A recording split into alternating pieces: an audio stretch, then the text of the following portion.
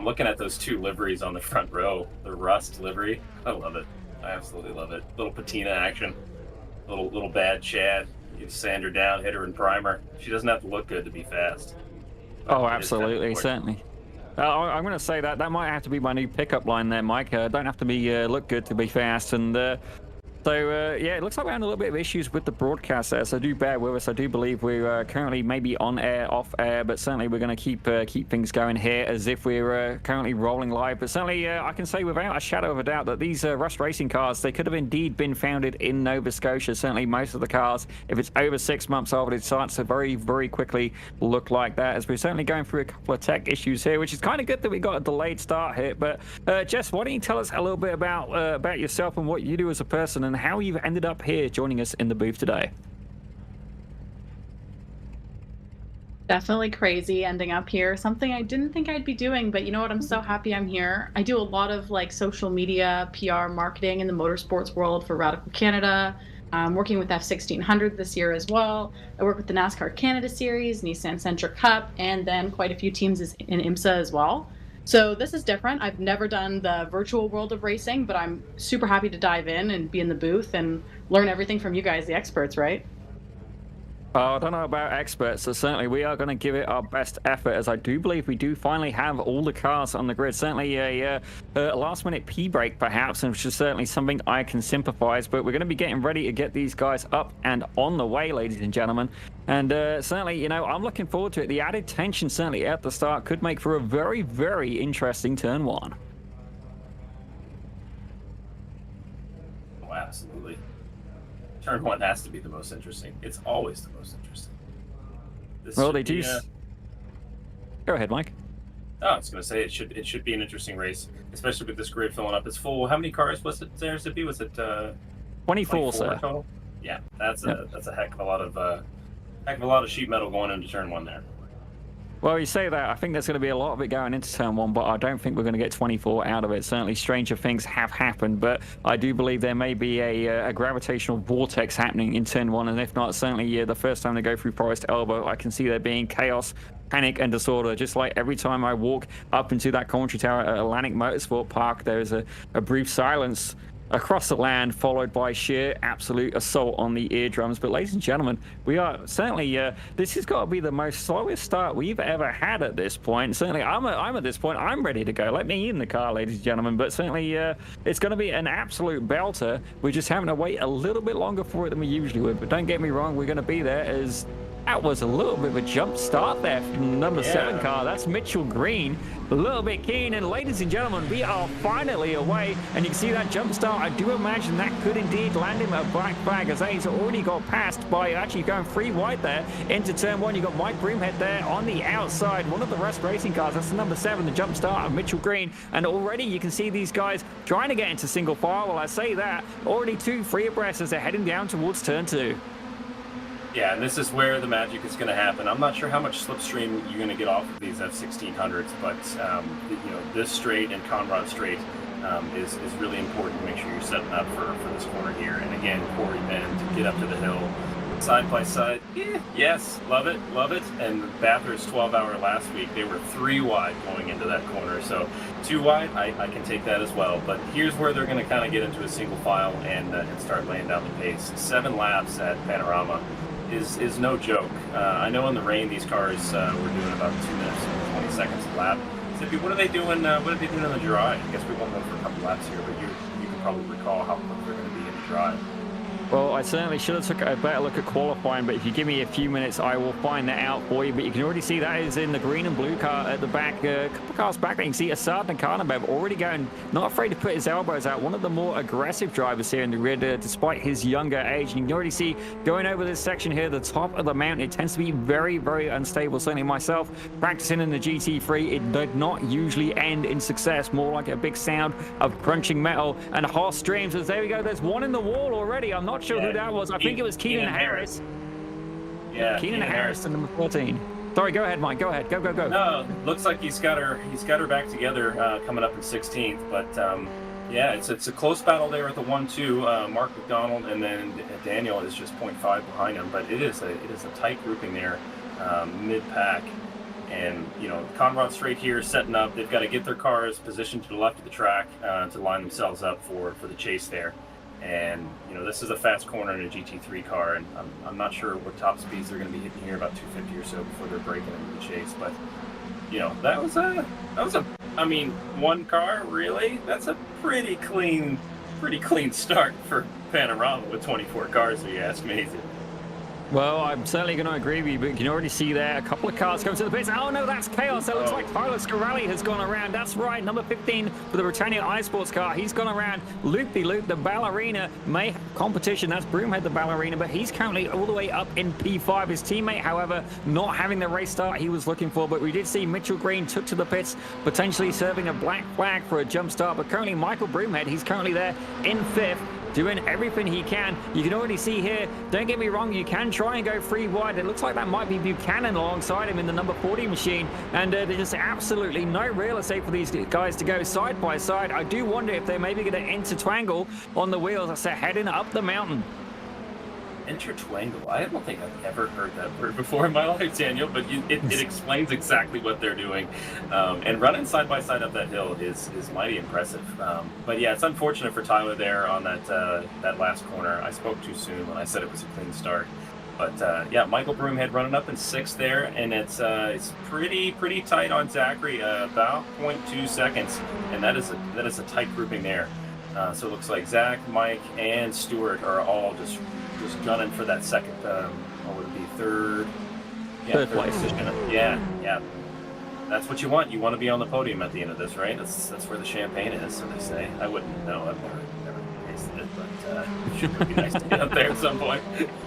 Well, ladies and gentlemen, certainly there is dreams and aspirations in all of us, but some of us, certainly the racing drivers, it's not that they're alcoholics or anything like that. They just want to chase victory, ladies and gentlemen, and certainly that's what these guys are trying to do. As you can see, John Bemberlid is absolutely hot on the back of 69 car of Alex McLean. He's right beside Assad Nikadenbev with Garrett Mealing, my apologies, leading that pack. You can see there, Assad Nikadenbev is now side by side. He's going to be inside on the next corner, but certainly as they're going to head for the left-hander at the bottom of the straight, you know, it could be a little bit of a disadvantage there. As you can see, this huge pack of, let me see here, I'm going to say there's about 7 cars in this pack. A little bit of zippy math, we know that's not very good. And actually, that's Reese Gardner in the green and white at the back of that field. He's currently in 12th place, looking to try and make some moves, but the Sergeant Cardenbab doing everything he can. And ladies and gentlemen, Pit Road Productions, very own commentator, doing very well on the track so far. Yeah, what a tight grouping there. Reese Gardner there in 12th, and then spin. Oh no! And who was that did the spin? Alex McLean. Yeah, he's getting back into it. It looks like there's not a whole lot of damage to the car, so he can hopefully regain some positions there. But he's back with a tight battle there. Look at the grouping there coming out of that hell corner. It is absolute hell. The dust is flying. It's like you said, Zippy. It's a black hole of sheet metal. We got a nice side-by-side car number 40 there, Zachary, getting the pass on Greg and then backing out of it into the corner to work it up the hill. But yeah, it looks like Zachary's backing off a little bit more. He's gotten passed by number 1 and Michael Broomhead. And Michael looks like he's cleaned it. No, Michael's still on the outside there. Yeah, what a tight battle there. Zachary holding it. Hold the outside, buddy. Hold it. Man. That's some good racing and good clean racing too, right? I mean, these guys know they've got one car to deal with. They don't want to risk anything here.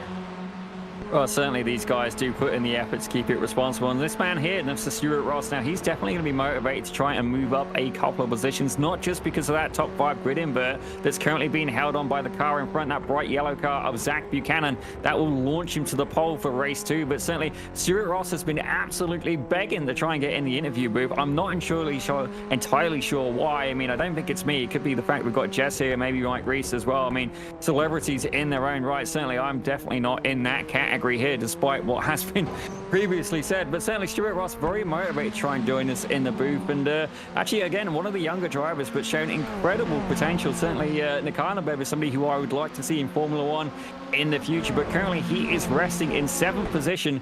Stuart Ross about 4 seconds ahead.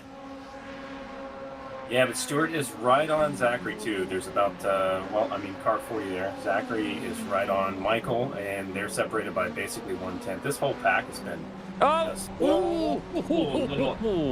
oversteer and pushed him off the track there. So that was Michael that's off, and he would have sent one of the Rust cars.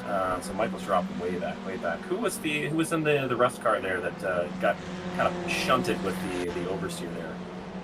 Well, we may have a quick look at a replay in a short little while, but Mike Broomhead definitely having a little bit of a ballerina moment despite the absolutely bedazzling paint job of the Britannia iSports machine.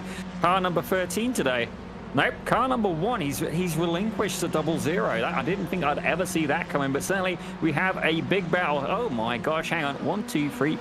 Nope, I can't count them, but right now we do have a battle, and I believe this is for the lead. It's between Mark McDonald, and yeah, there is Mark McDonald and Daniel Cranfus. These guys both rocking Rust Racing. Actually, Cranfus, one of the newer drivers here to BIS, and certainly we've seen Mark McDonald already join us in the commentary booth for some successful interviews so far, but McDonald doing everything he can, keeping it clean, and just look how incredibly close these guys are getting to those walls. They're almost flirting with them at this point as they're making their way up through the mountain.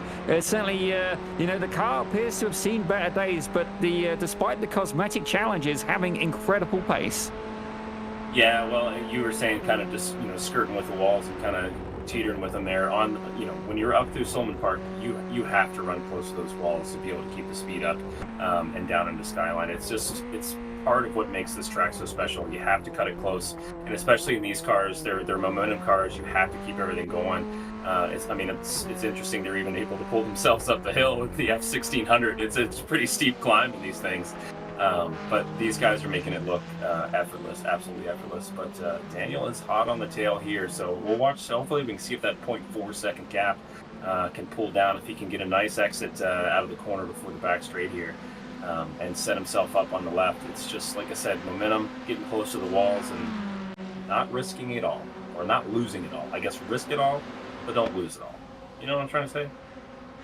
That is some very, very sound advice that was about as orientated as a roundabout. Certainly, you know, I definitely didn't follow it, but I think I kind of got the gist of what he was trying to say. You know, risk versus reward, ladies and gentlemen. I'll translate from my musical friend here, but certainly he's got an interesting tone, and it's certainly not mono. It is all the colors, all the notes of the musical scale, and then maybe a few more of his own. If I can invent words, he can invent notes, ladies and gentlemen. But certainly, Asad Nakanabev is trying to invent a new position right now as he's trying to go ahead of Roger Sieber. This is a battle currently for 6th place. It's the 183 of Roger Sieber, who certainly had a little bit of bad luck recently as, oh my gosh, Broomhead's gone round again in the final turn. Oh, Broomhead, we've got to work on that one there. That's unfortunate, but he'll work his way back up. It's good practice, right? He's only in 17th, but it looks like he may have dropped out there. No, he's still in 17th. That's good. Well, ladies and gentlemen, for the first time ever, we're actually seeing Asad Nakanabev is actually on the live cameras, and you can just see just how young this driver is. And I do believe, is he really using a H-pan as well? Oh, this kid's better than me. This kid's my hero, man. Yeah. I love it. I love the H-pattern shifter, and it's just, he is so focused. Look how tight he's cutting the wall there, too.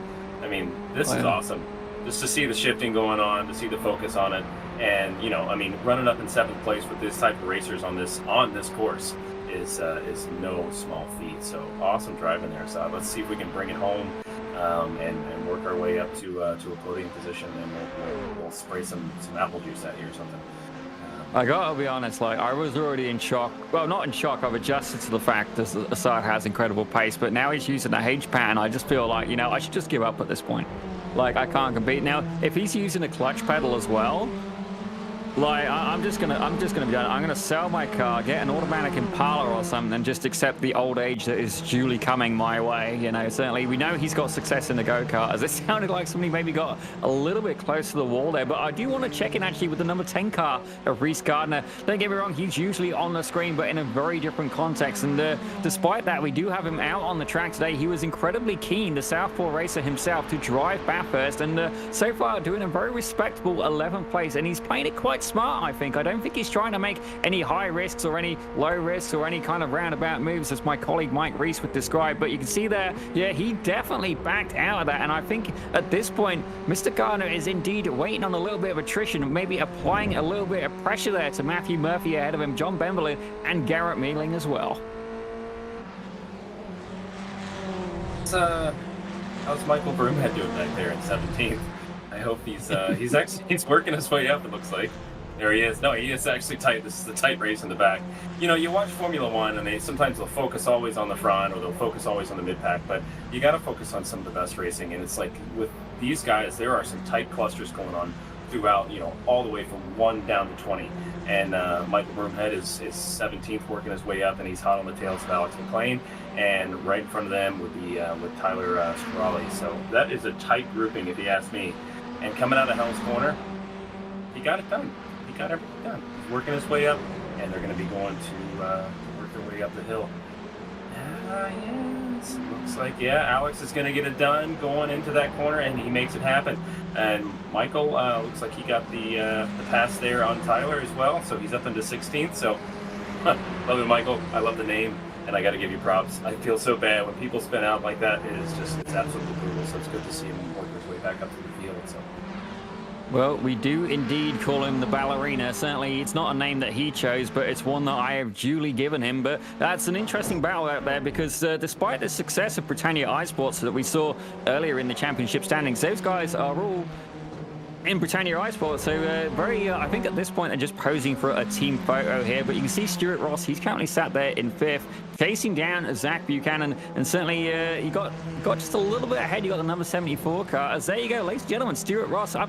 Gee, I'm loving all the people that showed up with cameras today, and you can see there a wheel in the back that my colleague Mike Reese will certainly be very happy about, and that's purely based because of the brand. Yes, he's one of those people. I'm sorry about that, ladies and gentlemen. Desperate times call for desperate measures, and we got Mike Reese. But saying that, it could be worse. You could have a second one of me, ladies and gentlemen, but certainly he's trying everything he can right now. Currently sat in P5, which will give him that grid invert and put him onto the pole, as I believe Assad Nikadenbev has just managed to make it past the 183 of Roger Sieber. Are you making up words again? We should really hear from Jess. Probably. I'm tired of increasing my dictionary with your made-up words. Jess sounds like a really well-spoken gal, and I would like to hear what she's had to say about this race so far, because she sounds like she's very into this. On lap 7 of 10 right now. So, looks like we just got another fastest lap from Zachary. Oh, maybe it's Garrett? Not. Oh, it keeps going. It just keeps going. So, yeah, it's been some tight racing so far. Looks like we got a few groups, like a pack at the front, pack in the mid. Everybody's racing each other. Everybody's nice and close to the walls. Yeah, everything seems to be going great so far. No major accidents. We won't talk about Michael again. But those weren't major. There was like a spin out isn't a major accident, but no, as long as you're going away from it, you're all good.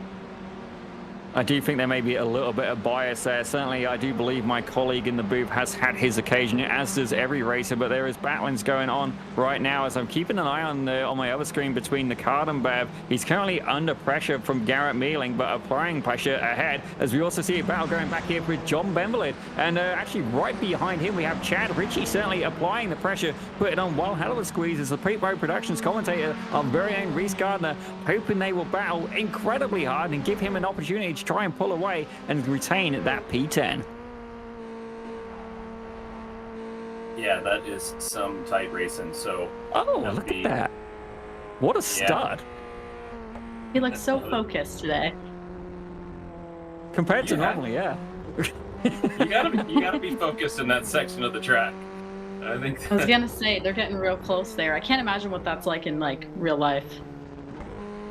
Yeah, as they say, I think most race car drivers, if they choose to drive on this track at full tilt, there's a part of them missing, or a part of them that's over enlarged. I don't know. Probably a little bit of both. Mine's got to be right in there, right? No risk, no reward. That's just it. I mean, that's racing in general, right? I watched the earlier race that you guys had done about 10 months ago, and it was here at Bathurst in the rain. And it just, what an absolute game changer to see these guys racing this course in the rain, watching for the wet spots and stuff. So it's actually good to see the sun is out, and it's just, keeping the pace. I mean, we're 8 of 10 right now, but just right there, Reese broke a little bit early, and who would that have been behind him? It would have been Chad that kind of, late on the brakes to try to get into it. Right now, it's not a time to make a mistake. Consistency in this race is going to be key for these guys, especially how close we are. Well, certainly some interesting battles going on throughout the field. You can see just how big the slipstream is in this rank, as we have one of the only dads cars. That's only dads, ladies and gentlemen. Don't get too excited. As one of the Lima Racing cars absolutely goes, I'm running out of room, so I'm going to mow the lawn in the process. And I believe that's paid off for him, using all of the track and then beyond. As you see, Reese Gardner under some pressure as well. That is, let me see here. I've lost him. Where's he gone? Oh, I can't read it at this point. I can't read my standings. Where's he gone? Oh my gosh, he's up to 7th. No wonder I couldn't find him. I'm so sorry, Reese. Oh my gosh. It's going to be one of those days, ladies and gentlemen. Reese Gardner has actually moved his way up to P7, ladies and gentlemen. Chad Ritchie close behind. So right now we have, I believe, a four-way battle going on for P7. Reese Gardner, Chad Ritchie, John Benblid, Matthew Murphy, all in on that. And then I believe we got a little bit of a gap before we get to Brady Clapham. But certainly these guys are absolutely fighting it out over the mountain. And maybe Reese Gardner using some of that local knowledge, you know, obviously being the Australian resident. This is literally his home track, and it's fair to say that's not something that's going to pop up very often for him. Actually, Mike, what would be your home track, I guess? My home track would have been Mid-Ohio there. I'm from Cincinnati. Oh, no. We got to spin out. That would have been... Yeah, they were tight. They were side by side. I think John. Yeah, the two cars that were behind Reese there over the top of the hill. They were as soon as you transferred the mic over to me, I watched them go side by side down through Skyline and the drop. But it looks like they didn't lose too many positions, or did they?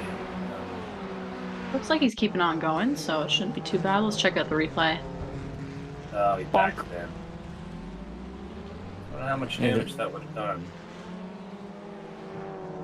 Well, I don't know about yourself, Mike, but certainly if I bang my rear end that hard into a wall, I'm certainly going to feel it. But saying that, I am not built quite as refined as an F1600. A little bit of over rotation there as they go through Forest Elbow, and certainly it's one of the corners that can catch him out. But I do see that's a lot of cars taking a pit. I'm actually wondering, do these cars have enough fuel?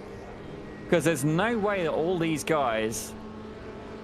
We're going to have to get a little bit of a mid-race report, I think. There's no way all of these guys have got incidents or anything like that. I've got a feeling the fix setup may be a little bit frugal on the fuel tank. Interesting. Yeah. Lap Looks 9, like it'll be 10. a last lap dash. Yeah. And I mean, to me, that looks like a fuel thing. It looks like they were all kind of trying to get to the end and then realized, yeah, they're not going to make it. So good heads up, gauge watching there to make sure, realize they're not going to make it. I'm sure iRacing has a pop-up that states they're probably going to run low on fuel, but yeah, ouch, that really mixes it up. Our current leader is still Mark. I wonder where this is going to settle in after we get everybody out of the pits there, Dave. Well, certainly there is a lot at stake, and I don't think anybody here planned for a pit stop, both the drivers and the commentary booth included. But certainly we do still have a battle going on, and this time it is for 13th place. We got Richard Swindells, Brady Clapham, Tyler Scarelli, and Cedric O'Hyan. They appear to be the second pack of cars, all vying for that position. As we're going to take a quick look at them now. Certainly Richard Swindells for the blah blah blah racing team. He's certainly been doing very well on his own, but currently we have got our eyes on... I'm not sure why we're watching this gentleman. Chad Ritchie. There we go, and we're back to Reese Gardner, ladies and gentlemen. Certainly it's... I believe we may need a little bit more caffeine in the booth at this point today, but certainly it's all well and understood as Reese Gardner currently holding on to 7th with the eyes on the prize of Roger Sieber in 6th ahead.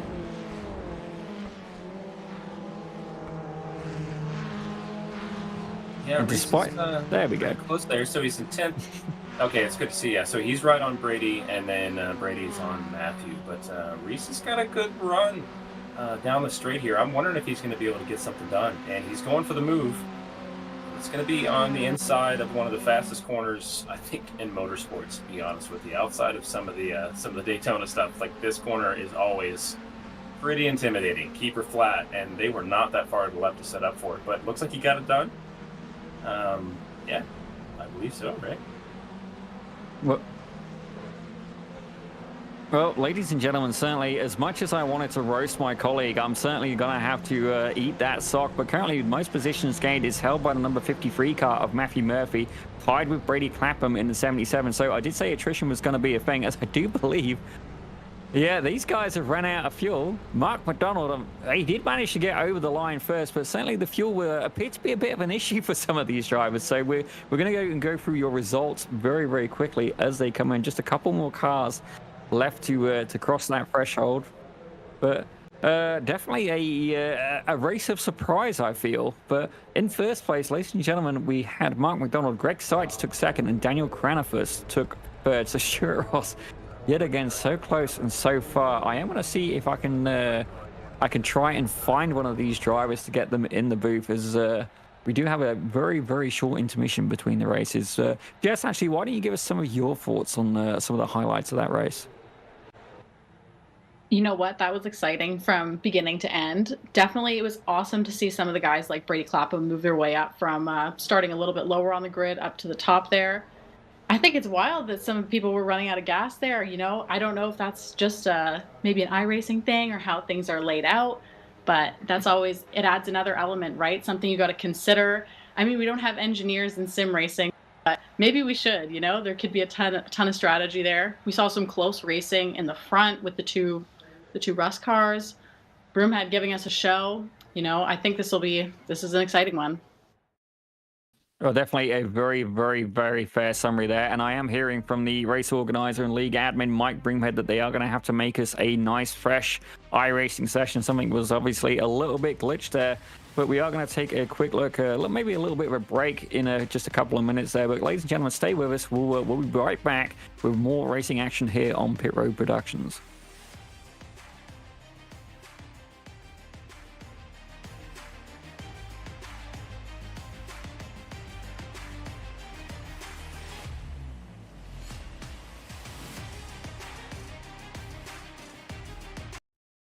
Racing isn't easy, but experiencing it is. iRacing puts you in the driver's seat with the industry's leading sim racing game. Drive on laser scan replicas of the greatest racing circuits from around the world. Go head-to-head against other drivers chosen by skill-based matchmaking to ensure competitive racing at every level. Compete across all your favorite series in officially licensed cars engineered to deliver the most accurate driving experience possible.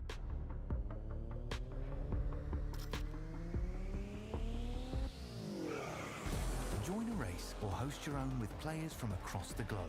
Race against the computer or in a league with friends. Feel the thrill behind the wheel. Visit iRacing.com.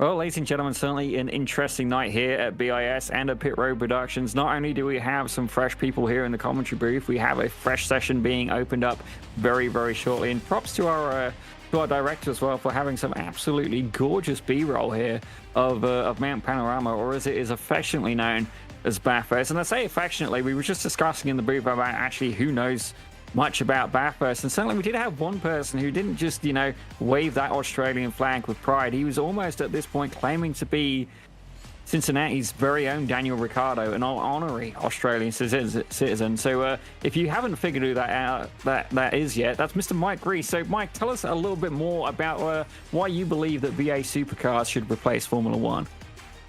Okay, that's where we're going. Okay, well, because V8 supercars are absolutely like nuts. I mean, they're just intimidating. They're fire-breathing dragons of the motorsport world, and those guys have like no scarce. Like they send it. They beat the doors off of those cars in every race. If there's an Australian V8 supercar race on, I am watching it. I absolutely love that stuff. I mean, Formula One's cool. Come on, don't get me wrong. But V8 supercars, I'd watch that any day of the week. And Bathurst, the 12 hours of Bathurst is my favorite race of the year. I love Daytona, but Mount Panorama, that race last Sunday was absolutely beautiful. All the way down. I think I watched 8 of the 12 hours. It was absolutely gorgeous. And the biggest surprise is that he manages to do this and be married with kids. Ladies and gentlemen, and race. I don't know what magic he has, but certainly let's hear a little bit from Jess and from Reese. Certainly, we managed to steal the Pit Road Productions finest, ladies and gentlemen. Even though he does moonlight in other places, we won't hold it against him. He's part of the furniture here. Jess, I understand you've been able to catch up with him and ask him a little bit about how his race went.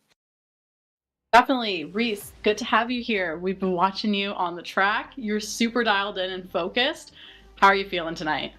I'm feeling pretty good. It's a shame about the session format. Obviously it was supposed to be a 15-minute race, but apparently it was a bit longer than it needed to be, and we didn't have the fuel to make it to the end. So everyone had to pit on the last lap.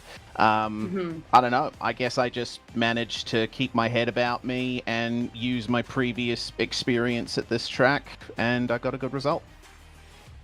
Do you think you have a bit of an Aussie advantage over everybody, or? Oh, absolutely. Yeah. It's a well-known fact that every Australian gets 10 extra horsepower added in the sim when they go to Bathurst. Oh, for sure. I mean, it's the first I'm learning of it, but I'll give it to you anyways. Yeah, well, I mean, the slipstream was definitely important. I mean, I've been talking about how big the slipstream is in these cars all season when I've been in the booth, and it's certainly something experiencing it behind the wheel. We saw you getting close to the walls there, going for some tight battles, some passes. What are you thinking when you're going through like those intense one-on-one moments with somebody else? I'm thinking, please just make it through. I mean, this track is very difficult to pass on. Basically, definitely. From the cutting all the way across the top of the mountain to the exit of Forest Elbow, it is single file. You cannot make moves, and if you try, you're either very brave or very stupid. So, basically what I was just focusing on was getting the exit from Forest Elbow right, and making sure that if I was going to make a move, I get it done before the cutting. Otherwise, just sit behind and wait for the next lap. You got to be patient around here, and patience paid off for me. It's definitely a fair take. Well, I'm glad you're enjoying your night on your home track. Thanks very much. I'll catch you guys later, probably. Sounds good. We'll see you then. Well, ladies and gentlemen, that was our very own Reese Gardner, absolutely brimming with confidence using the hometown advantage. Certainly that extra 10 horsepower, I don't know exactly where he's managed to put it, but certainly it's I don't know what's got you going. Mike's just like, he's like on camera and he's like, oh, it's me. You said extra 10 horsepower. I mean, he's absolutely BSing it, but he brings up really good points. Like, to just single file up the hill and into the cutting. Like he said, he's like, you're either brave or you're stupid to try to pass in those areas. And he's absolutely right, man. Well, certainly he's not one to go and mince his words. Certainly when he brings the words, it is almost a beautiful ballad of talent, which he has been able to transfer to the racetrack today. And certainly I'm going to have to get a Kleenex just to try and maybe a shovel to pull myself out of that avenue. But Yeah, certainly. We're going to have a little bit of an interesting evening tonight. There's definitely a few challenges here, and we didn't manage to get hold of them full results, but we will be able to. One of my co-commentators absolutely roasting me, and the production right there with it. Ladies and gentlemen, this show has definitely taken a turn for the worse. And on that note, I'm going to blame my colleague to my right, Mr. Mike Reese. What did you do? I didn't do anything, man. I just showed up here to yabber into a microphone and watch some good racing, and so far both of those things are going. I've learned a few new words that you tend to make up. You haven't said some of my favorite phrases yet, but the night is young. You're one of my favorite commentators, so it's an absolute pleasure to share the booth with you.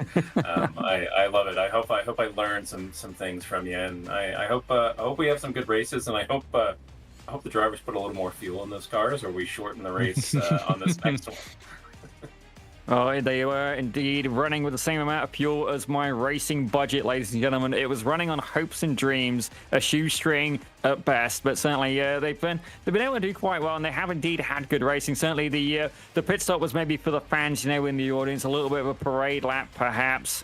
And, league admin Mr. Mike Broomhead currently apologizing, not for his driving on this occasion. We do sometimes get him in for an interview, but currently it appears that they are going to qualify, ladies and gentlemen, mixed up a little bit. And this is on the upside. This is a bit of a fun event this time. So it just goes to show, ladies and gentlemen, we are going to have a bit of fun. Mike's let his hair down, and, we're in for an absolutely wicked ride.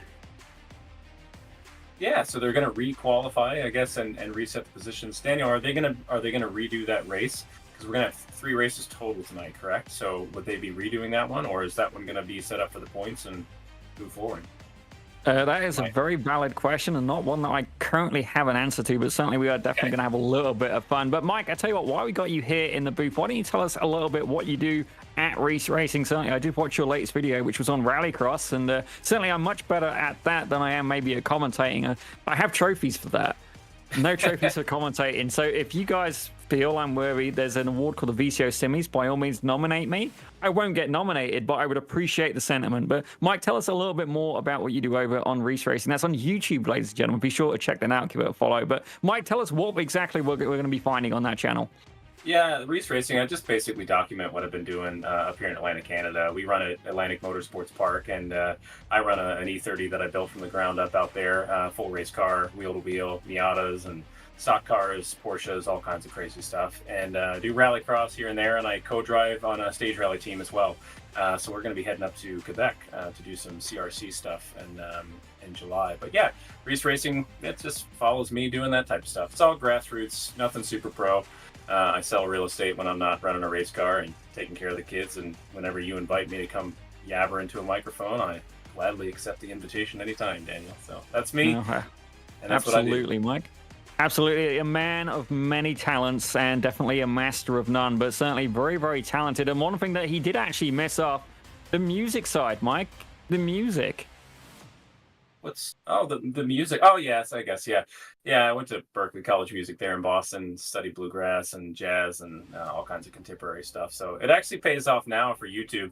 I don't have to worry about copyright type stuff. I can just record my own music and try to make them entertaining. It's, when you're kind of an artist, you do everything. And I think, back to racing and the idea of getting out there wheel to wheel, it's an art form. It's a dance, and it's like boxing. It's just like any sport where you have to get to know the competitor and anticipate their next move and be consistent and have the training involved. And, music is always something that I carry throughout my life, but it translates very well to racing.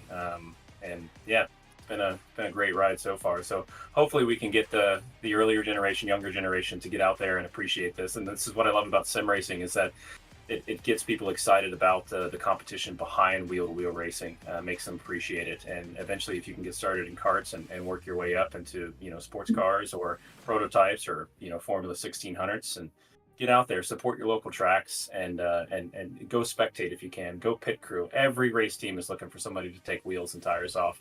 And they're always looking for fuel people too, but that's better have a fire suit for that.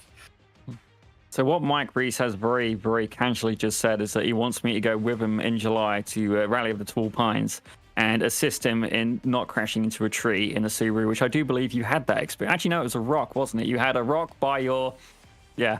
Yeah, the passenger door. Yeah, it was on our third or fourth stage, and when we were calling the pace notes, we had our recce car overheat, so we kind of got cut short. And on our way back out of the stages, I called a left 4, and it probably should have been a left 3, and we sent her into the trees. So that's on the Reese Racing YouTube channel. You can skip ahead and just watch that wreck. It wasn't too bad, but I could actually use your hand up at the CRC event at Rally Bay Chaleur.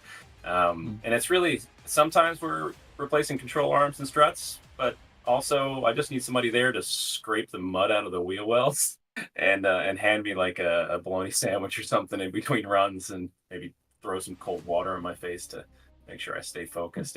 Rally is no joke. And I'm a driver normally, but being a co-driver, man, it's very different, very different experience being a co-driver.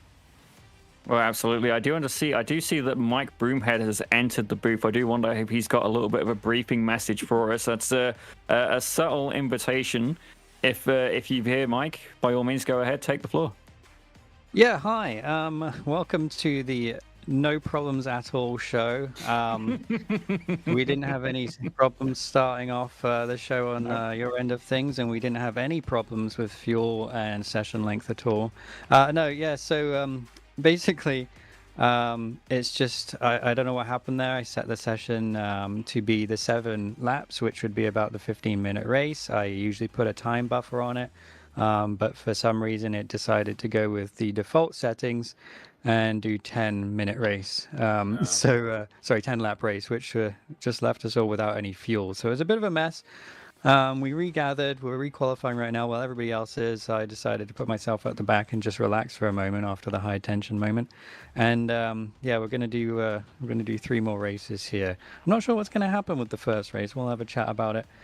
Maybe we'll do a little extra points there or something like that. But it's been a bit of a messy night. We're here to have fun. We're here to enjoy ourselves, and hopefully we'll put on a good show when we actually get to the racing. Hopefully race 1 was pretty good too.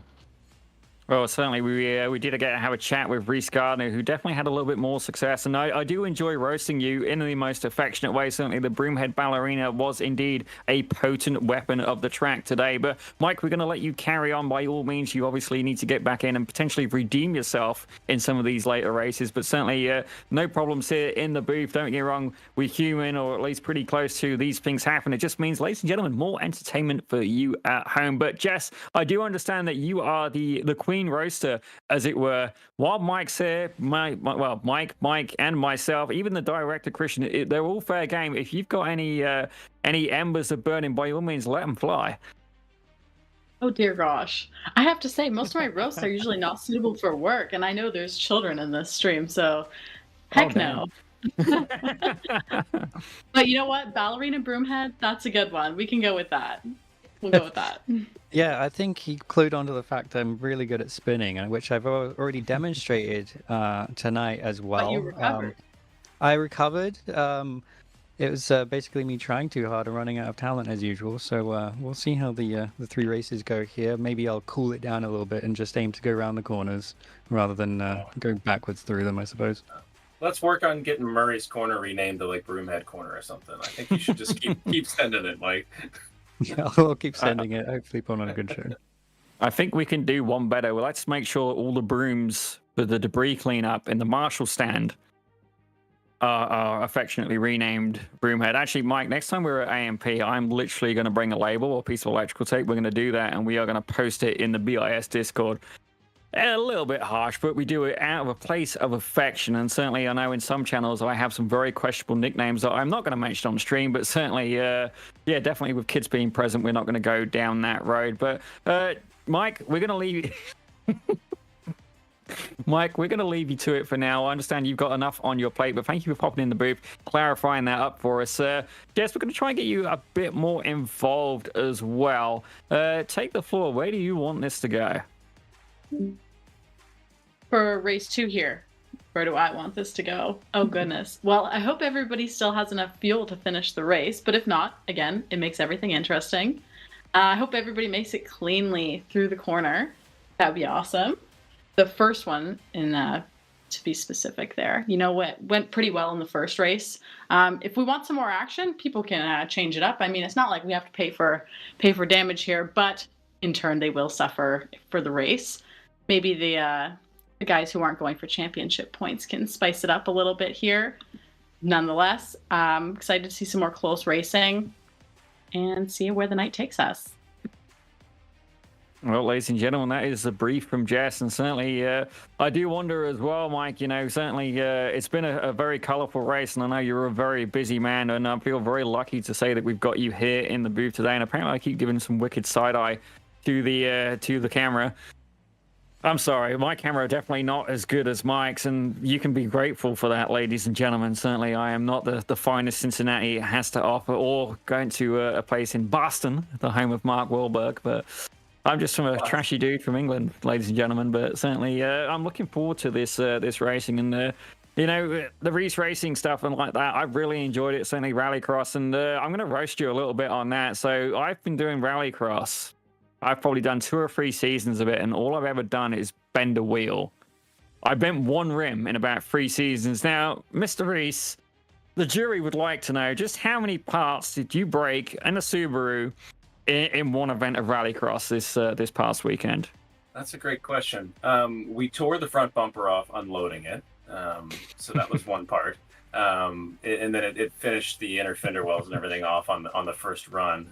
We lost our exhaust on the first run, and then by the time I got in the car, which was the third run, we broke or bent or tore the wheel off. It was an alloy wheel on the front right, and then we put steel wheels on. So I've actually never ran steel wheels on a Rallycross car. I always ran alloys, and we bent the absolute living crap out of those steel wheels.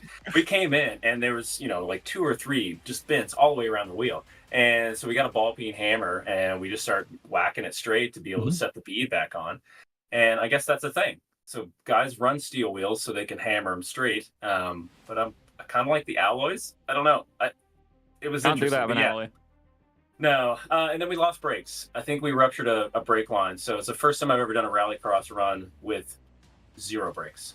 Like nothing. Like the e-brake didn't work. The brake pedal went to the floor. There was no brake pressure. There was no brake fluid. And we just absolutely murdered it on the last run. The only way I could slow down was to try to kick the car sideways and just send it into a wall of snow. Yeah, that's what we do up here in Nova Scotia for fun in the wintertime, if anyone's wondering.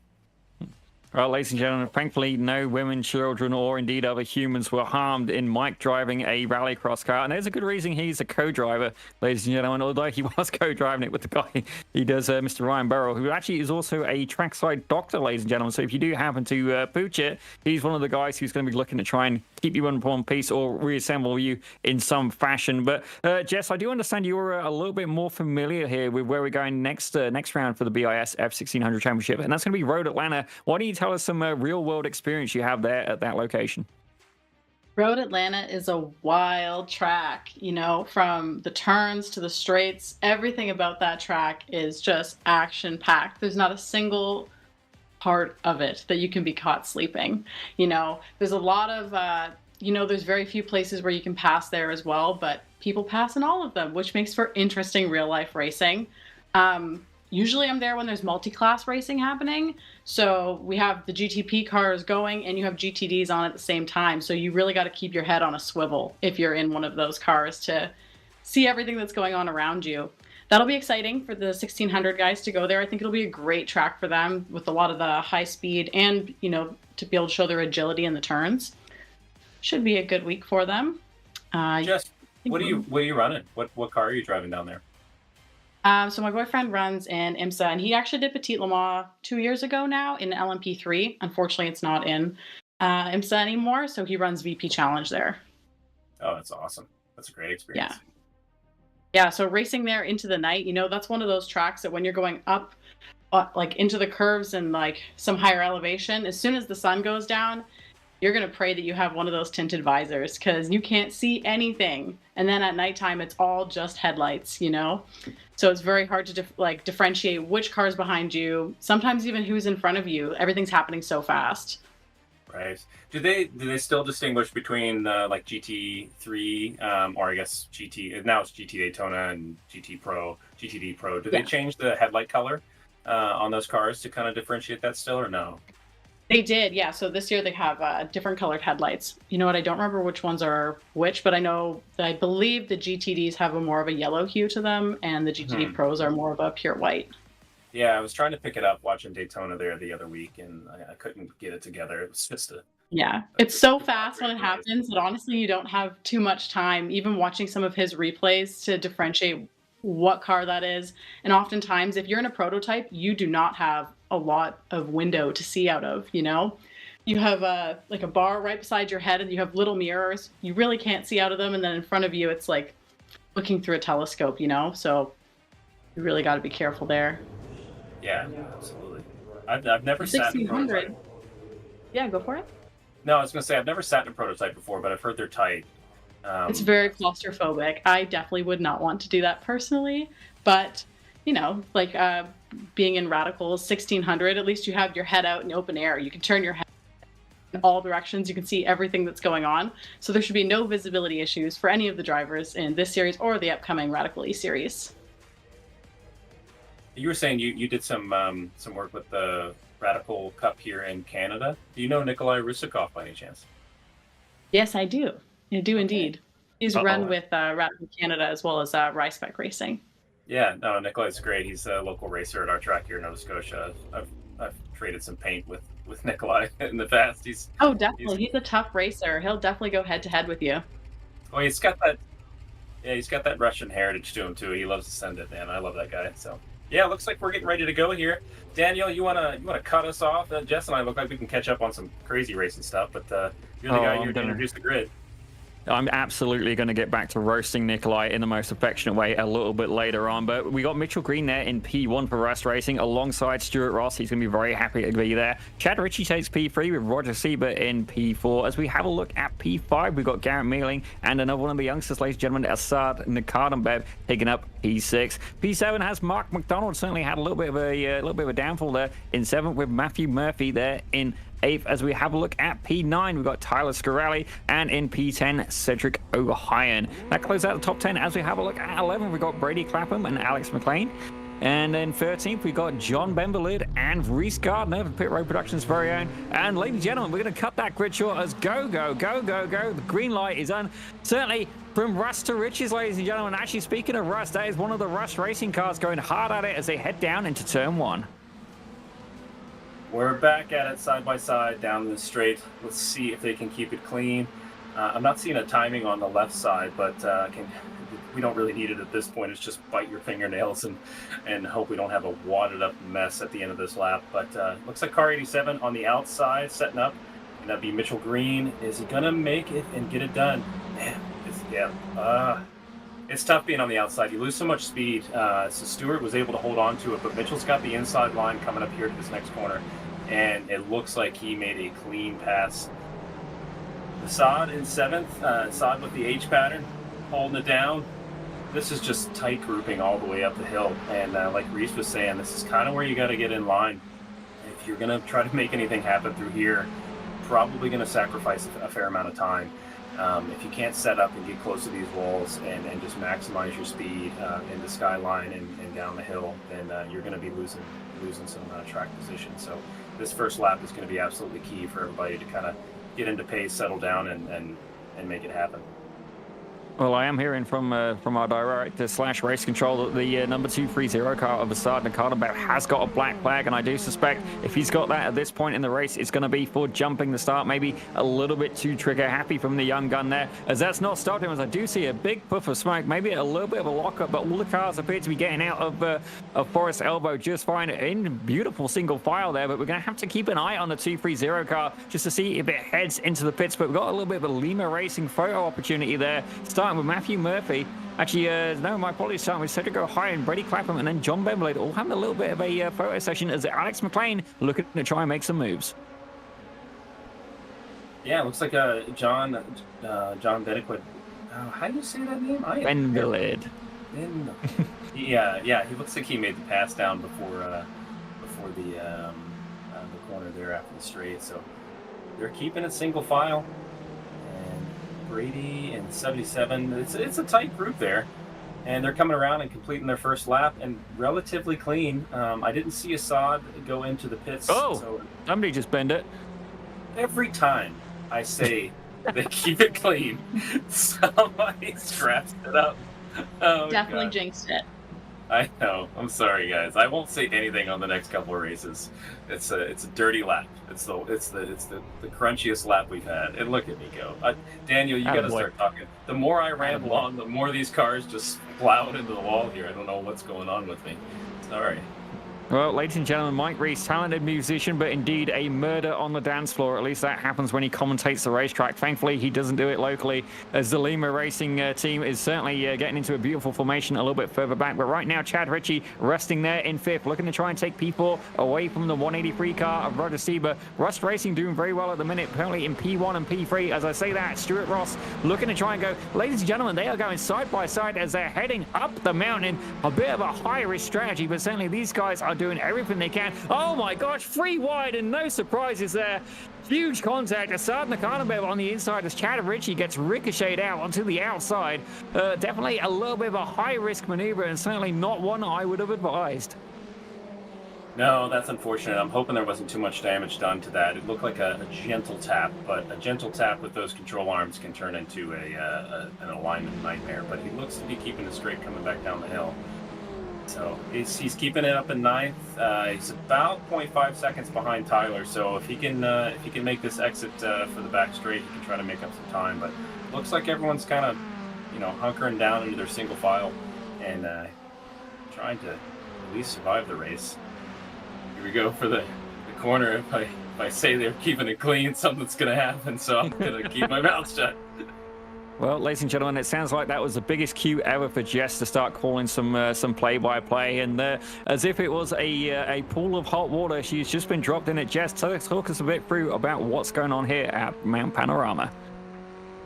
It's like we got Matthew Murphy here, just trailing behind a few cars here. Looks like we got some close racing going on. Everybody's in a nice, well, not so single file now that I was about to say that. We got a few side-by-side, a little bit of agriculture racing. People are dropping wheels. It's always exciting. Looks like everything is going kosher right now, and I'm going to say that and hope for the best. I do appear. Oh, go ahead, Mike. I was going to say, I like that agricultural racing.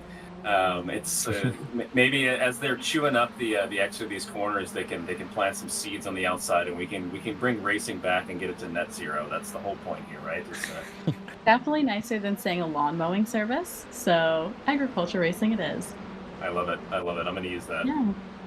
Well, ladies and gentlemen, it appears that I've been joined by Greta Thunberg in the broadcasting booth today, and I don't know if I got her last name right, but certainly I'm not a big fan because I'm all about race cars, ladies and gentlemen. As we can see, Alex McLean, I don't know exactly what he's saying, but he looks like he's having a good time. Please no Punterino as he's there on the outside, and he's had to concave that position there to Cedric O'Hayan. And not only that, he has Greg Seitz right behind him. If we can get a rear view camera, we're going to see he's almost close enough for, at this point, a good sniff. Well, that's the intake. There you go. There's a Rust Racing machine. And I say side by side as, yes, there you go. Side by side, a little bit of a bruising against the wall, catching a little bit of curve, unsettles the car ahead. And you see that the number 37 there of Daniel Cranafus has been able to sneak his way into P13. Daniel was so close to the wall there, you can see the sparks coming off that back left tire. I mean, these guys are running on zero margins. I mean, there is no room for mistake. And I mean, look, even Greg and Daniel made that pass on Alex that's sitting here in 14th, but Alex is like keeping the gap there. There's they're not running away with it. So if Alex can get a good run outside of that and keep up with Daniel and Greg here, I don't know what's going on with Greg. He's on the outside. Oh, he's going for the pass. So it looks like Greg is going to move up into 10th place past Cedric if he can get it done before setting up for this next corner. And yeah. Is it done? I don't know, Daniel. Is it done? He's going to be on the outside for this corner, but it's going to set him up well for the next one. So Greg, he's on the inside. Yeah, looks like he got it. Whoa, my gosh. What a smash. Oh, my God. And in a real race, that would have been a red flag moment. Looks like that involved Reese, unfortunately, there, just dropping way back into 17th. and trying to see who else was involved there. Reese, that's unfortunate, but he's going to get back on the track and hopefully get a new car. I'm sure those wheels are pointing in all different directions at this point. Let's see if we can get maybe a replay of that. I'm going to say iRacing brake failure is what that looked like. You got to keep those CPUs cool, people. You can't let them overheat because that's what happens. But Reese is heading into the pits now. See if we can get a replay on this. Yeah. Well, 3 cars involved there. It looked like, yeah, Alex. And so Reese gets on the outside here. It makes a little tap into the 37 car, and then that is just a domino effect. The 3 cars just heading into the wall. Ouchies. It happens. Is it a racing incident? I don't know. Is anything a racing incident? Jess, you can probably chime in more on racing incidents. It's you know what everybody loves to call. Yeah, go ahead. No, I was going to say you kind of have to review the tapes so much before you can determine anything, but no, you take it over. Definitely. Everybody loves to call most things racing incidents. Oftentimes there is a right and a wrong, though, but that's always up to the stewards. You know, sometimes when it's called a racing incident, somebody wants somebody to be at fault. You never know. All it takes is one drop of the hand either way, and something can turn into everything, you know. And unfortunate this time that it had a 3-car involvement, but I guess we'll see what the outcome is here, and hopefully it is fair. Yeah, absolutely. So looks like Mitchell Green is making a wicked pass on Stuart Ross, and see if he can get it done. He's on the outside. That is clean. He's tucked it back in, but oh no. Mitchell looks like he's tapped him or Stewart tapped him in the back, and Mitchell is moving way back in the field. So that was tough. I would say that Mitchell kind of moved over a little quick there to kind of confirm the dominance on that pass, and it looks like he got tapped in the back, so that's unfortunate. But Stewart is back in 6th now, and Mitchell is back into 12th. So let's see if we can review that.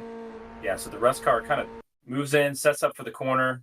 It looks like Stewart just kind of didn't get on the brakes early enough and tapped it in the rear. So I don't know. Racing incident? Jess, what do you think?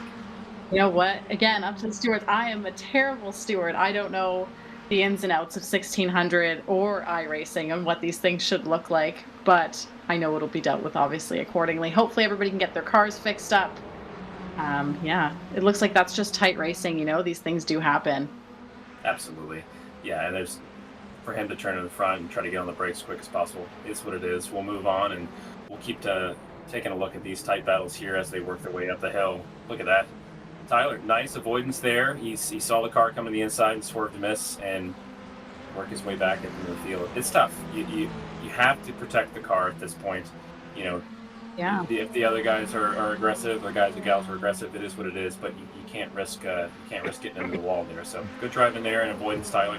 That's what I tend to do in my car as well. For sure. Don't want to Definitely looks like some of these guys are taking after Rubbin is Racing from NASCAR in this redo of race 1 here. We're getting a little bit more intense. Everybody's warmed up a bit, I guess, from the first race. They know what they're doing. They know what to expect. Maybe they've noticed some tactics from other people, and now they're really going for it and getting in there, the nitty-gritty of this, you know? Yeah, and you bring up a good point. Getting to know the tactics of other drivers is key. You know, you can study drivers for a whole season and understand their ways, you know, especially with these momentum cars. Setting up for a corner and getting on the outside is really important to maintain the speed, corner entry speed, mid-corner speed, and corner exit.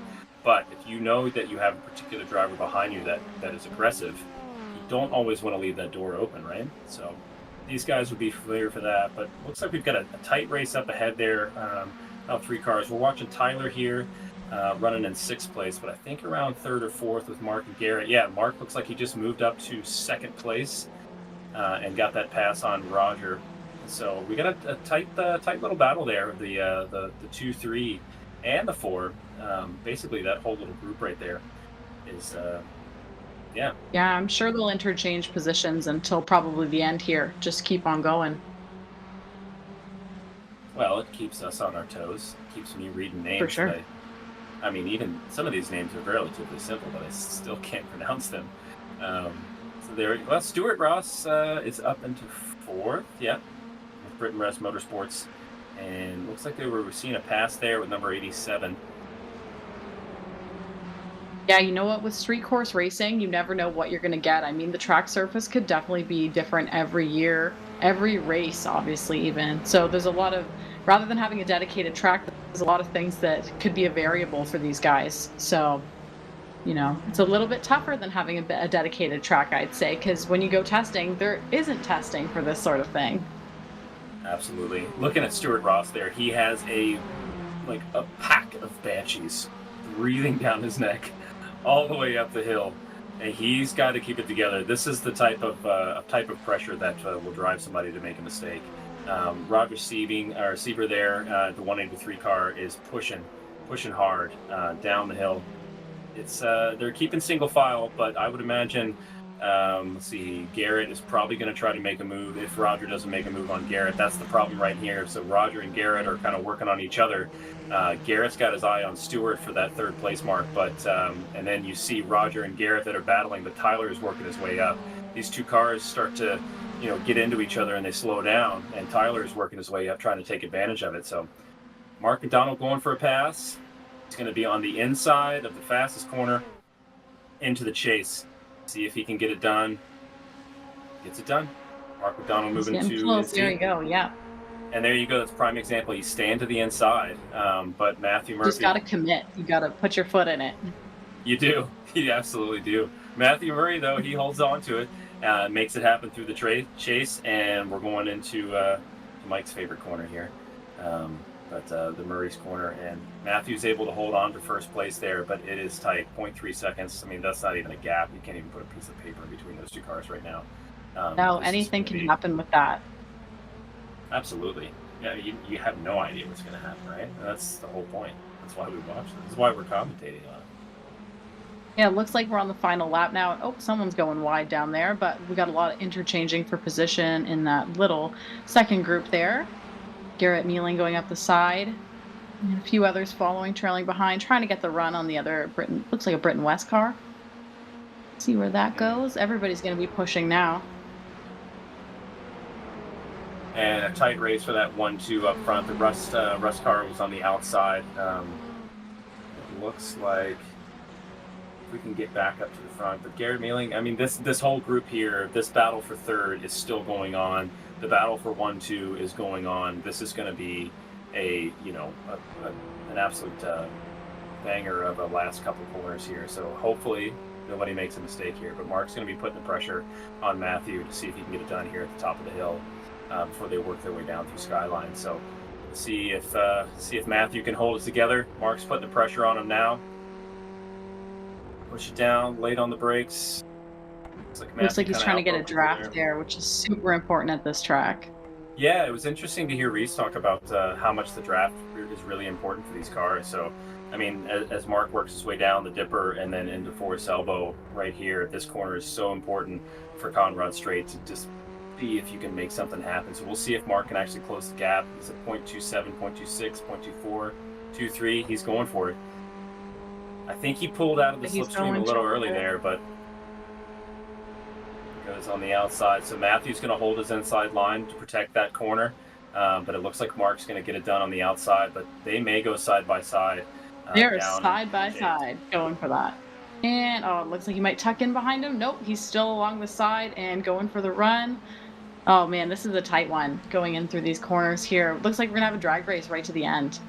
Yeah, let's see what Mark sets up here for this last corner. It's always tough when you're on the outside. You're usually on the inside. Mark's going to go for no. He doesn't dive bomb it. Very, very gentleman of you, Mark. I like that. That's in the name. What of a distinguished gentleman. It looks like we also have a battle for second. I wonder who got that for second. Sorry, third and fourth.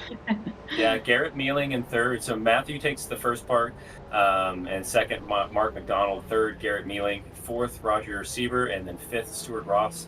And Richard there. What place was he in? Looks like another photo finish for the Lima Racing guys. 3 in a row there. We still got some racing going on in the back here, and so 888 Chad Ritchie, and then behind him would be Matthew. Let's see if this is it. This is the corner. a little bit, probably too large of a gap to make anything happen at this point. But the fact that these guys and gals are actually bringing it home, not on a flat deck, well, Hey, that's a good day at the racetrack, you know, finishing the race, just getting to that end point. Nobody's going to be mad with that.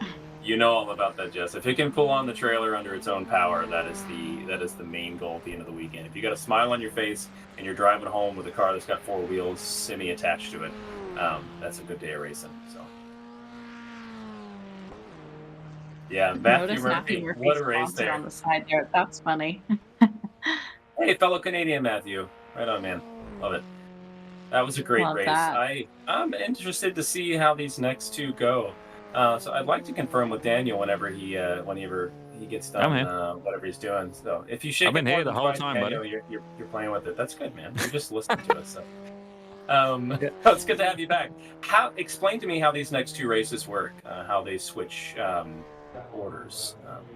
All right, ladies and gentlemen. So for those who are not quite fully familiar yet with BIS, that is Britannia iSports, ladies and gentlemen. The top 5 will be inverted for race 2. So basically, if you were, as my results disappear, if you won, that you will start P5. If you were in 5th, you will start P1, and so on and so forth. So certainly, this is going to be a very good time for Stuart Ross. And actually, speaking of results, we're going to go through them now. So in P1, we had Matthew Murphy for Reboot Racing, Mark McDonald 2nd with Russ Racing, and Garrett Mealing there for Reboot Racing. Yet again, a very strong contender in 3rd, with Roger Siebert in 4th. Stuart Ross takes 5th.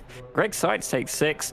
Stuart Scarelli in 7th. Keenan Harris in 8th. John Benvalid and Brady Clapham closing out your top 10. As we have a quick look at 11th, we had Cedric O'Hayan, Assad Nakanobev. Not quite sure what happened with that black flag. He was there in 12th with Richard Sandels 13th. Michael the ballerina Broomhead in 14th with Mitchell Green in 15th.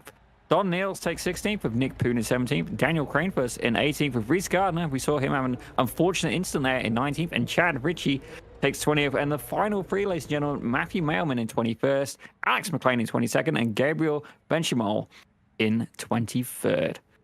Well, ladies and gentlemen, these guys are already getting ready to grid here for race 2, or, well, 2.5, I guess, ladies and gentlemen.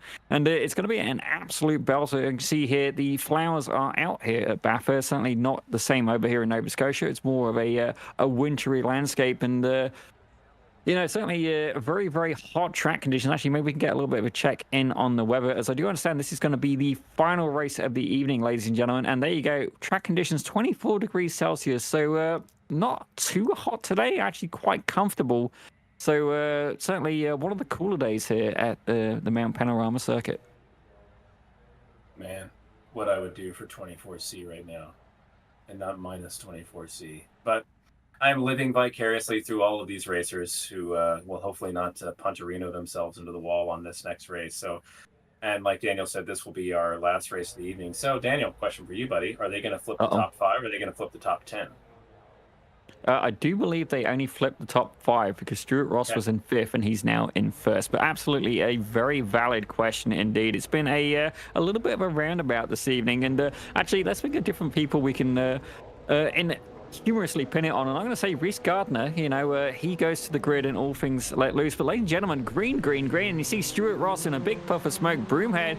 That looks like Nakanobev didn't actually get maybe a little bit too cautious at the race start. But certainly not the getaway he was looking for. And already these guys in single file. You can see Tyler Scarelli there in that yellow and blue Britannia iSports car. And Alex McLean looking to make a pass on Reese Gardner, as we already see the landscaping committee that may be planting a few seeds there on the left-hand side of our screen. But Tyler Scarelli, you can see going side by side with the 13 car of Keenan Harris, I believe. And yep, he's currently rocking behind with John Benvalid in close pursuit. Yeah, it looks like Roger Siebert is making a move on Stewart. They must be side by side up there at the front. They keep jumping back and forth. But this whole group, this whole first lap is going to be exactly like this. But, you know, like Reese was telling us there in the last race, being single file, it's going to be key here. But Stewart looks like he's held on to the lead. He's, you know, about 0.2, 0.3 ahead. And they're all within about a tenth of each other as they go up the hill. So keep it clean. And let's try to get all 7 laps in this time. Watch your fuel, boys, and stop making the walls. I see people bumping the walls back there. You got to keep those wheels straight. Tiny little fragile wheels on these F1600s. You can't be beating him around. Well, they do say that if you have any parts left over on the race car when you take it back, you did not race hard enough. And certainly these guys are perhaps testing that a little bit too and beyond, just to make sure I don't get sued by Disney for referencing Infinity and maybe a certain character who wishes he was a spaceman. But certainly a couple of these guys, I'm sure, are going to feel like they're in space as they're going over the top of that mountain. I imagine you probably feel a few G-forces certainly thrown around. These F1600s do offer an incredible amount of grip, actually. Certainly not comparable to a Radical. We know they have the incredible aerodynamics, but certainly a little bit more than most people would expect. As we can see there, a little bit of shuffling going through the packs right now, as it looks like we're too wide near the lead of the pack. And actually, that's Stuart Ross, and I believe he's got Garrett Mealing alongside. Yes, he does. That's Garrett Mealing. So the Rust Racing car, it looks like already trying to make a move. And actually, Stuart Ross falling back. Mark McDonald looking to get a bit of that action as well, as is Matthew Murphy.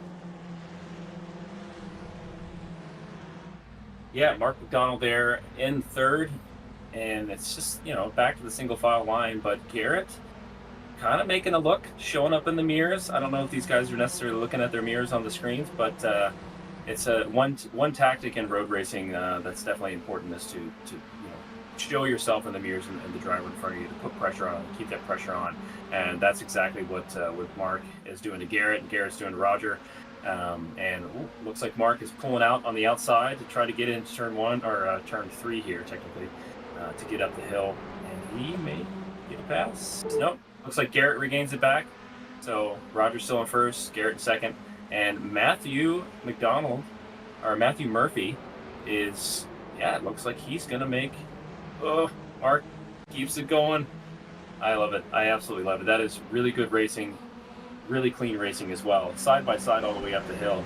But you got to be careful at this point too. You don't want to go back and forth and slow yourself up too much, because those cars behind you will catch up quicker than you want.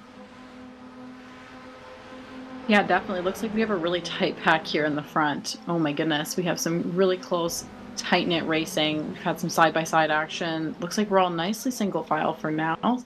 And we still have Roger Sieber in the lead, followed by Garrett Healing. Looks like we got our eyes on Mark McDonald, and he's still fighting for position there, but keeping up with the pack.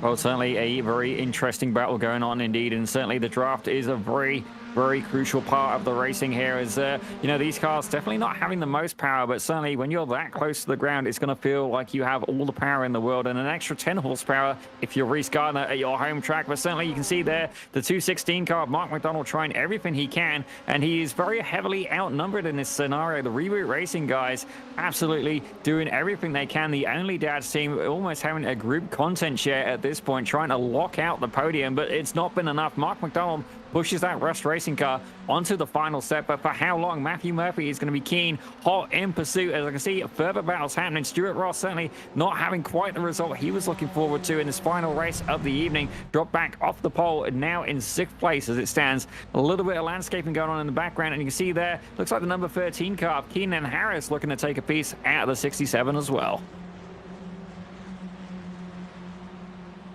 Yeah, he's keeping it right on 67. But, you know, again, single file line, just try to get the draft into it. Stuart Ross keeping it up in 6th place. It's going to get tight here. Tyler is just a few tenths off right behind him, and the number 15 car. So we'll see what they can do as they work their way up the hill. Again, being safe, keeping a single file is key, but, you know, there's only so many laps in a race, and if you've got an opportunity to get something done, you might as well go for it. So we're going to see here if Keenan can make a move on Stuart Ross or not. But maybe a little risky. Do you have the bravery? Do you have the, what did I think Reese called, stupidity? I don't know. At this point, no one is going to have the stupidity. It's all bravery with these cars at the top of the hill. And it's just, yeah, they're keeping it pretty close right now. So, I mean, currently our leader is still Garrett Mealing, and 2 seconds behind him is Roger Sieber, and then in third, Mark McDonald. So the top 3 haven't really separated by too much, but we've got a really great mid-pack race going right now. Jess, what do you think? Honestly, I'm looking at the battle for the podium here. We're tenths apart from each other. The battle between the 67 and the 13, Ross and Harris, I mean, like less than a tenth of a second away from each other. So they're really going at it here. But that's what we like to see here in the booth. Obviously, some really tight, close racing, and these guys keep on battling for first. Looks like we're all in a nice line right now. Obviously, not a great place to pass. They're going up through the hills here. Looks like, oh, we have someone breaking to the side here. See what we can do for the lead. Roger Sieber's taken, and Garrett Mealing. Mark McDonald moving up above Garrett Mealing. Here we go. We got some action going on. Some good passing. You know, that's what we like to see. Everybody's going good right now. We got everybody's on the track. Yeah, it looks like Mark split Roger and Garrett there, so that's good because Roger and Garrett are on, I believe, the same team, are they not, Daniel?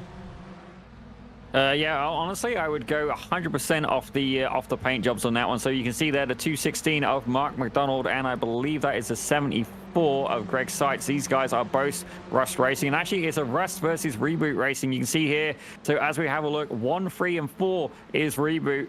2 and 5 is Rust, and actually maybe a little bit further back. I'm going to say there's Nakada and Bev having a little bit of a battle further back as well. So we're starting to get a little bit more closer action going on. Actually, it's interesting to see Nakada, Bev, and Gardner are going at it as well. But you can see there, look at that defensive line taken there by Sieber. He's very keen to make sure Mark McDonald does not get the opportunity to try and make the pass. And realistically, this is going to be a big course where you want to see and study your opponent, find out where he's strong, where he's weak, and try and play that to your advantage. As these guys almost doing a formation shoot at this point. We've got 5. If we can get 9 in the pack, which may indeed be a thing, because look, we've got more cars caught up, and there's a collision there between the 74, a little bit of a slight bump, and you can see Tyler Scarelli, he's in the green and blue car, the number 15, looking to get in on the action as well.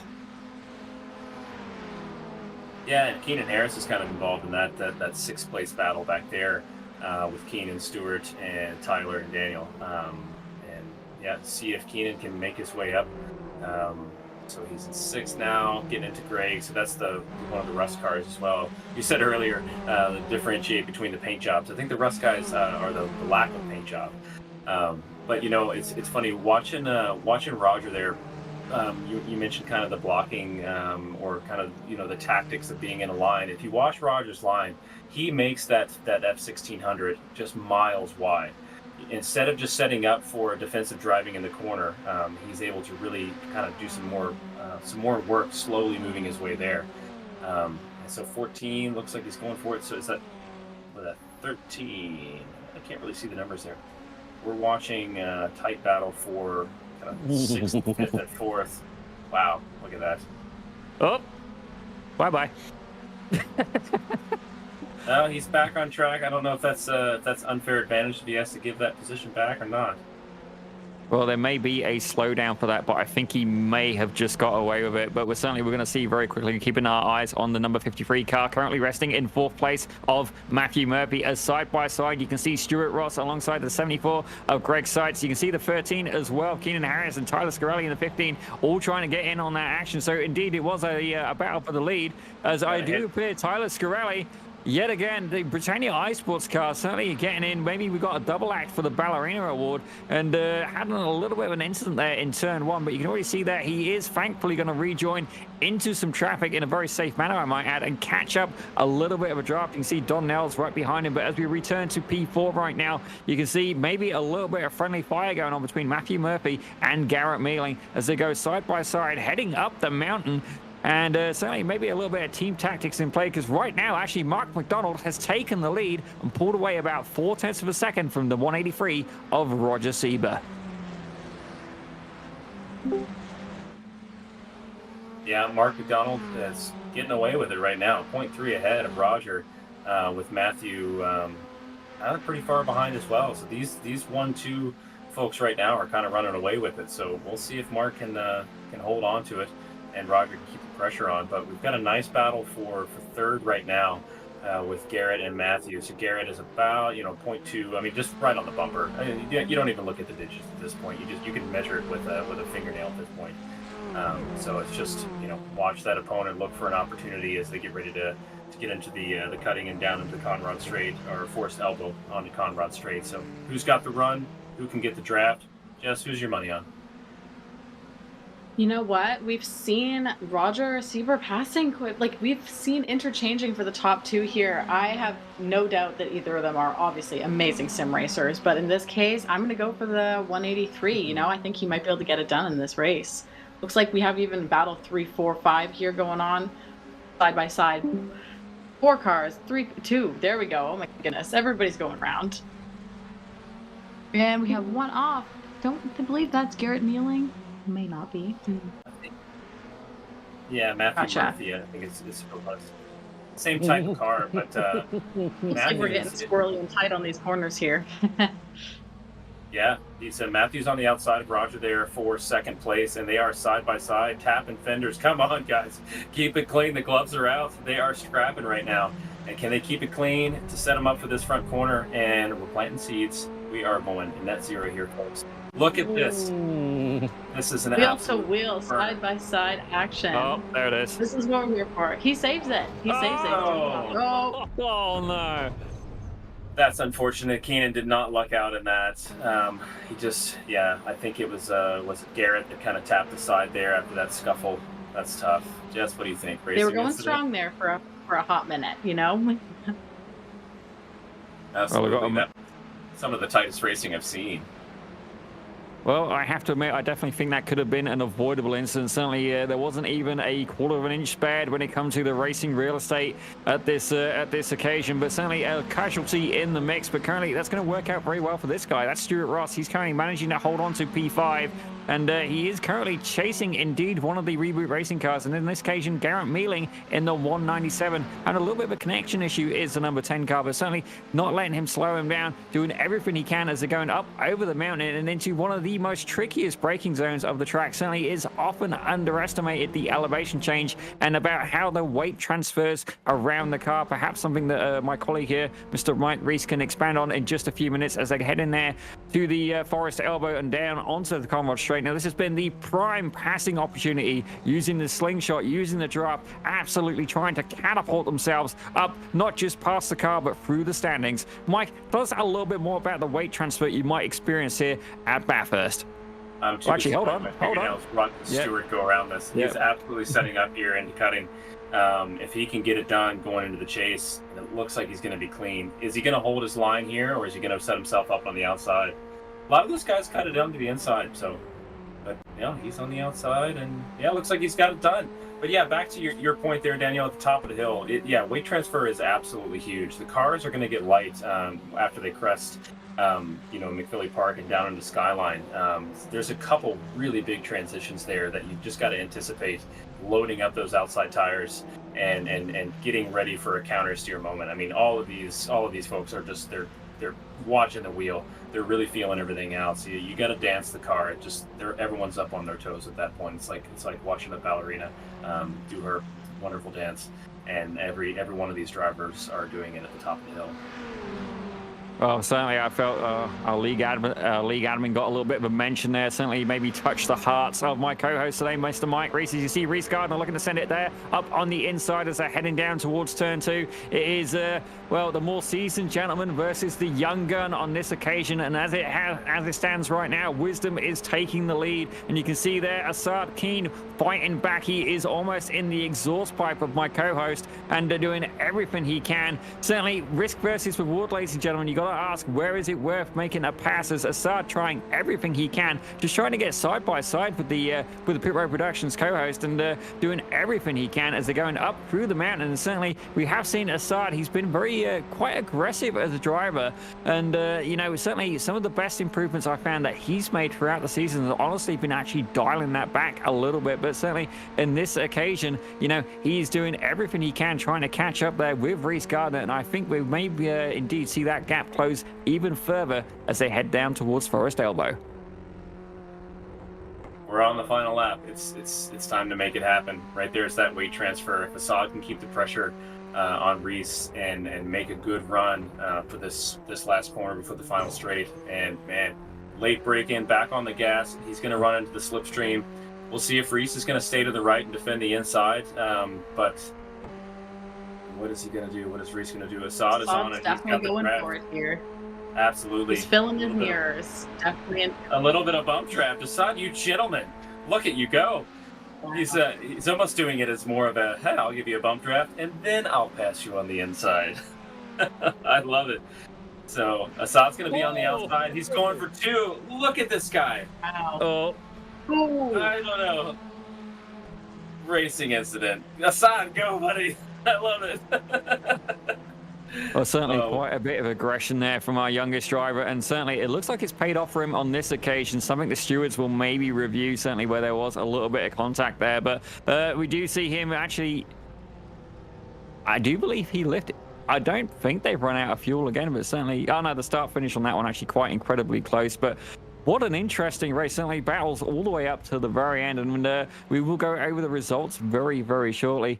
I do believe we're going to get maybe a couple of interviews here in today. I certainly, our league admin, Mr. Mike Broomhead, will confirm that very shortly by having some people appear or give us a little bit of a heads up whether to expect them. But Mark McDonald was your winner for the final race of the evening, ladies and gentlemen. Roger Seaver took second with Greg Seitz in third. Stuart Ross took fourth with Garrett Mealing in fifth. Daniel Cranefuss in sixth. Assad Nikademev, despite that battle at the end, able to move up from ninth all the way up to seventh in that last few couple of corners, with Reese Gardner taking eighth, Matthew Murphy in ninth, and Richard Swindells in 10th. That, ladies and gentlemen, as you can see there, that closes out your top 10. As we have a look at 11th, we had Don Nels in there, John Bemblid in 12th, with Mitchell Green, certainly a little bit of a hero at zero for that occasion today. He was in 13th, with Chad Ritchie in 14th. Lima Racing guys close out in 15th and 16th, with Nick Poon in 17th. Paolo Scarelli certainly having a little bit of that spin there. Not the day that Britannia iSports was looking for, with 18th and 19th occupied there, with Matthew Mailman in 20th. And in 21st, ladies and gentlemen, Keenan Harris. 22nd was Michael Broomhead, and 22nd was Gabriel Benchimol, with 23rd being Mr. Michael Broomhead. But I do believe we have been able to catch up with Mark McDonald there. And Mark, what an absolute belter of a race for you. Certainly you're having a really good battle with Roger Seaver. Tell us a little bit about your strategy for this race. Hey guys, I am super excited to be talking to you. Fantastic. What an event. Incredible. I'm like sweating buckets and just fantastic race. Okay, where do I start? First, thank you to my wife and kids for going to bed early. That's who I always thank first. Sorry, Awesome. I've still got all my stuff going, so my crew chief's like telling me resetting and stuff. Let me get rid of this. Okay, so huge thank you to all of the Rust team members that were able to join for this. They put in so much work, so much effort, having just having a blast running and practicing together. Greg put in like over 60-70 laps of this place, getting ready, probably more. Each and every one of them, they don't run these cars, and it was just a huge blast being able to run with them. So huge thank you to Rust Racing and to everyone for just coming out and having just such a fun race. I'll give you kind of like my couple of races. I mean, the first race was just like we were trying to play it simple at the front, and then everyone realized we had to pit, and hilarity ensued. But we know how to do pit stops, no problem. Dan took a couple extra liters that he needed, so he ended up a little bit further back, but all good. And then second race was just super stressful, and I tried to play some games with Matt, and I should know that doesn't work. He's too good for that. And then that third race, man, running against those Only Dads guys, I've got to subscribe to their service. I mean, it's got to be so good. This Only Dads, I assume it's grilling and probably grilling just in smocks or like kitchen aprons or whatever. But yeah, those guys race so clean. It was so fun trying to take the battle to them. And then, I just got lucky at the end there. I think Roger made a mistake over the hill or something, and I got just enough, a tenth of a second to hold it to him. And he raced super clean and super fair the entire time. So it was incredible. I really loved running this entire week. Yeah. Oh, definitely. Mike, sorry, here go ahead, talking to you. I got a question for you, Mark. Working your way up the hill there, I mean, is your tactic just to stay in line and just wait for them to make a mistake, or do you have any particular corners that you can outbrake or mid-corner entry out of any other drivers? Are you faster in any particular corner on this track that you think?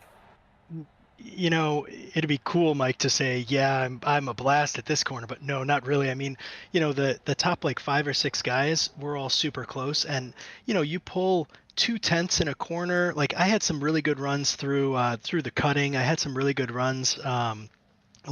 Down the hill and stuff, but you can't pass, and you get a half second on somebody, they eat you up on the straight anyway. So it's just about being consistent, staying off the wall, not making mistakes. That final race, at least from my vantage point, the first 3 laps had somebody in the lead group run into the wall in the dipper, so it was insane. That's great to hear. So on this track, did you think that the elevation changes helped you out? Like, what were your tactics going into this race to make you so successful here? Well, the most races, I mean, this is a car I've run for a while, so most races I spend an hour max getting ready, preparing for the track. Here we started preparing last week. Rust is all joining me, so we ran like 3 or 4 sessions. We looked at telemetry, we looked at everything to try to get better. It was absolutely insane, the amount of prep that we did. So just knowing, I'm sure it's, I know this is a simulation, and I'm in my basement here, but I think a lot of folks approach the mountain the same, whether you're in a real car or not. I mean, that you got to come there with respect. You got to think about every single corner and just not making mistakes the entire race, and that's the key. So, it's a team effort here. Oh, that's great to hear. You know what? Being prepared for the race, that's all you can do, right? Seems like you guys took it to the extra level there, and that's awesome.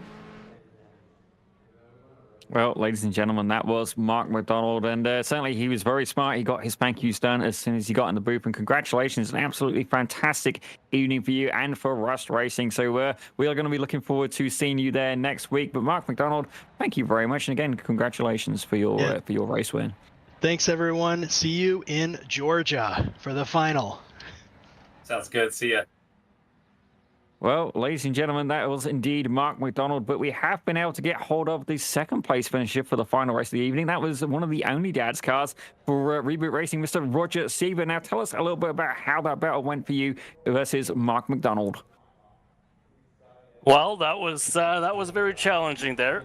Obviously had the championship in mind, but the hard thing was that Mark is ahead of me in the championship, so there was only one thing to do, trying to beat him. But didn't quite get it this time. Absolutely, and certainly the mountain does indeed bring its own set of challenges. And I was hearing quite a lot of preparation from the Rust Racing guys. Tell us a little bit about what you guys do as a team to get ready for some of these events. Well, as you know, we have 6 people that are in Reboot Racing, but we've only had the 4 tonight.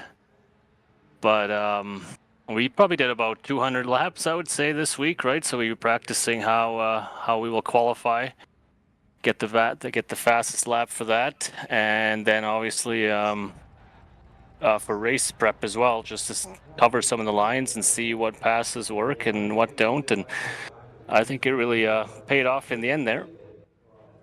Well, certainly Reboot Racing has indeed been a very, very strong force to reckon with here at the BiS F1600 Championship. But Roger, before we let you go, is there anybody you need to thank? Just Reboot Racing. They, they have an awesome facility and got me started in this whole thing. You guys for putting on an awesome broadcast, and of course to Mike and putting on this league. It's been great fun. Besides maybe the screw up in the first race today, but we'll let that one slide. It was awesome. Well, ladies and gentlemen, we are indeed all human, or someone like me pretty close to. But thank you very much for coming in, and congratulations. And we're going to see you in 2 weeks' time at Road Atlanta. Thank you. Well, ladies and gentlemen, I do understand that, I do believe Mike Reese has been able to catch up with the third place finisher. That is Greg Seitz. Mike, tell us a little bit about what you guys are talking about down there. I haven't actually had a chance to catch up with him, unless he's here. But I'm here right now. You are here. So third place. Tell us a little bit of your strategy there, and kind of where you think it went wrong. I know it's tough, but if you can think of a particular corner or something where you think it went. No, I don't think there was anything in particular that went wrong. It's just impossible to get away from people. I mean, even if you have better pace, they're gonna hang with you, and some want to fight, some played it smart. But I was pushing the whole way, so I'm not sure I was playing it smart either. But yeah, I was really pushing hard in that race just to see what I could do. In the second race, I started the back and ended up making it up to 6. So I was pretty happy with the results all night. And I like the pit stop in the first race. Yeah, we found that a little interesting ourselves. We were all kind of scratching our heads like, what's going on? But it was good to see just such close racing on the next 2 races. I mean, you guys were side by side and in line pretty much all the way to the finish line. So it must have been, I mean, you got to be sweating bullets, Greg. Yeah, it's definitely stressful. You want to try to keep it clean. It's hard when you're kind of getting those runs and you're you want to get ahead of a guy into the turn and like into the cutting. You have to be really careful there and there's not a lot of room because you build up so much speed down the hill. And I tried to do my best to kind of race cleanly against everybody that I could. Yeah, absolutely. Well, it was clean. Congratulations on the P3, man. What a finish.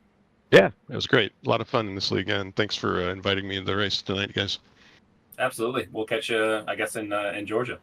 Yeah, I want to say congrats to my teammate Mark too as well. So you did a great job. Absolutely.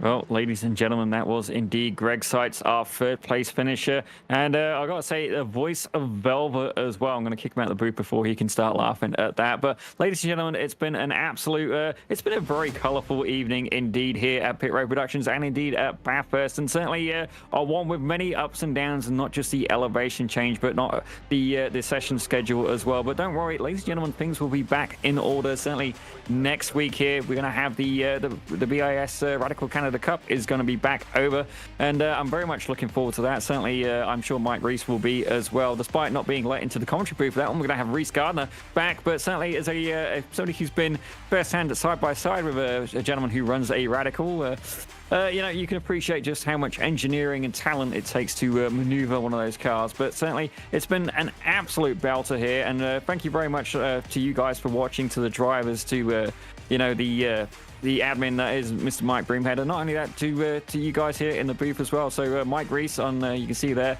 looking very mellow, very cool. And to Jess Trafford as well, who is not pictured, because let's be real, we wouldn't stand a chance. So well done. Absolute belt of a race. And obviously to Christian Hill, who's been hitting all the magical buttons behind the scenes. And a little bit of a mercy cry there from our director. But ladies and gentlemen, thank you very much for tuning in, and we're going to see you on in about a week's time for the next BIS Radical Canada Cup, and 2 weeks' time we'll be back here, the BiS F1600s. But between now and then, our next event is going to be on Saturday. We're going to have the Almeida Academy joining us for the Almeida Academy Virtual Racing League there, and that's going to be the BMW M2, ladies and gentlemen. So look forward to seeing you at that. That's going to be at 11:15 on Saturday. But for now, that's it from me. That's it from Mike, Jess, and Christian here in the booth. Thank you very much for watching, and we will see you next time.